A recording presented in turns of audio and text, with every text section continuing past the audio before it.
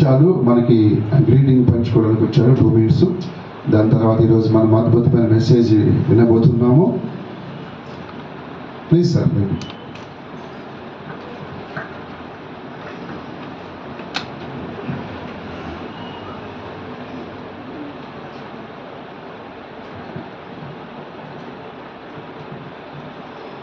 ప్రభు అయిన యేసుక్రీస్తు నామములో దేవునికి స్తోత్రములు. సిలోహు మందిరంలో ఉన్న పాస్టర్ గారికి, చుక్కా డానియల్ అన్న గారికి, విశ్వాసులైన మీ అందరికీ ప్రభు అయిన యేసు తెలియజేస్తున్నాను. నా పేరు David Paul. Reverend doctor RRK Murthy గారి person writer, Premadhara radio TV programmes. Chukka Daniel అన్న గారితో నా పరిచయము దాదాపు 40 సంవత్సరాలు. నేను ప్రభు సేవలోకి వచ్చి 44 సంవత్సరాలు.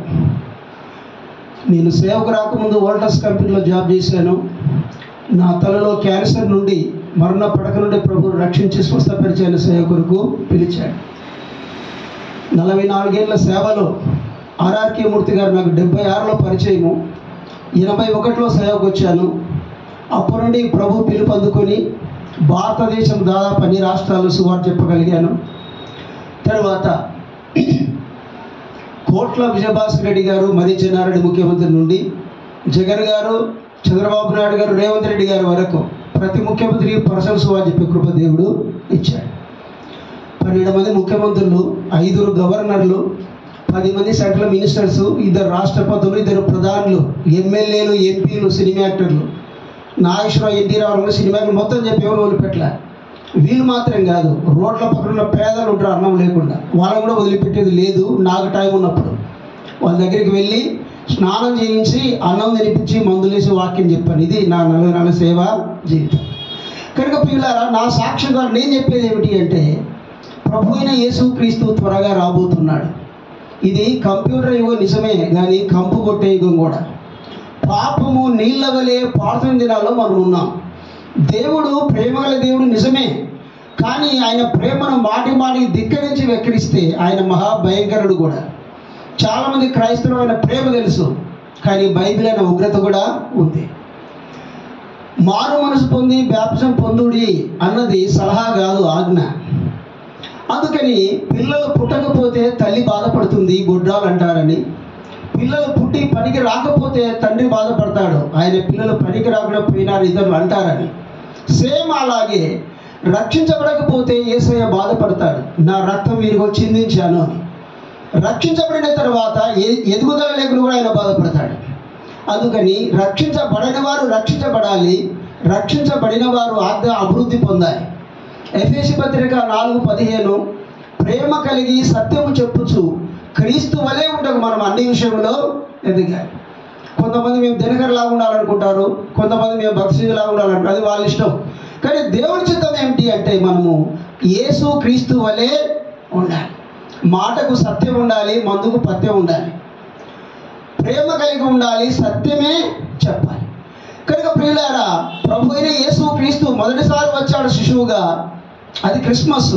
కానీ ఇప్పుడు రెండోసారి రాబోతున్నాడు. శిశువుగా కాదు, రాజులకు రాజుగా, ప్రభులో ప్రభుగా వస్తాడు. రక్షించబడిన ప్రతి ఒక్కరూ సాక్ష్యం ఇవ్వాలి.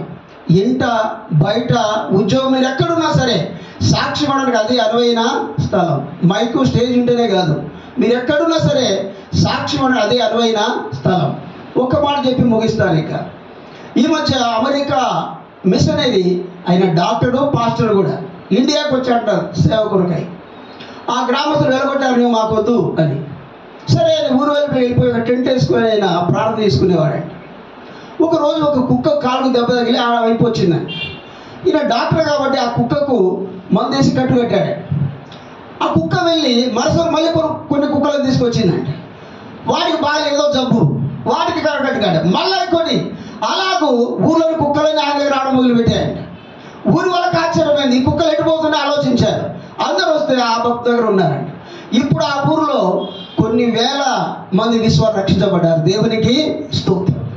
ఎందుకు ఈ మాట చెప్తున్నానంటే, మాటలు రాని కుక్కకే అలాంటి నిబద్ధత ఉన్నప్పుడు యేసు ప్రభువు తన శిలువ రక్తంలో మనల్ని విమోచించాడు, కన్నాడు, కొన్నాడు, రక్షించబడ్డాం. మనకు సువార్త ఎందుకు చెప్పాం అని దేవుడు లెక్క అడుగుతాడు.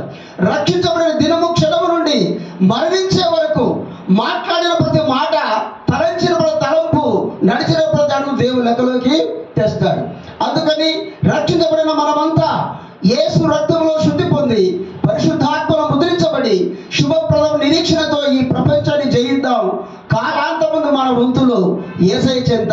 నిలుద్దాం. మరి చుక్కా డానియల్ గారితో పరిచయమైన 40 సంవత్సరాలు. చుక్కా అన్న గారు ఏం చేసి చాలా చక్కగా చేస్తారు. దేవునికి స్తోత్రం. క్రమశిక్షణ విషయంలో మాట కాస్త కటువు అన్నది, కానీ మనసు ఎంతో మృదువు. మాట మాత్రం కఠినంగా ఉంటుంది. క్రమశిక్షణ విషయంలో వారి మాట కాస్త కటువు, కానీ వారి మనసు ఎంతో మృదువు. కనుక ప్రియులారా, ముగిస్తున్నాను. యేసు ప్రభు త్వరగా రాబోతున్నాడు. రక్షిత ప్రతి ఒక్కరు కూడా నడుము కట్టి అంతవరకు సహిద్దాం. ఈ ప్రపంచాన్ని జయిద్దాం.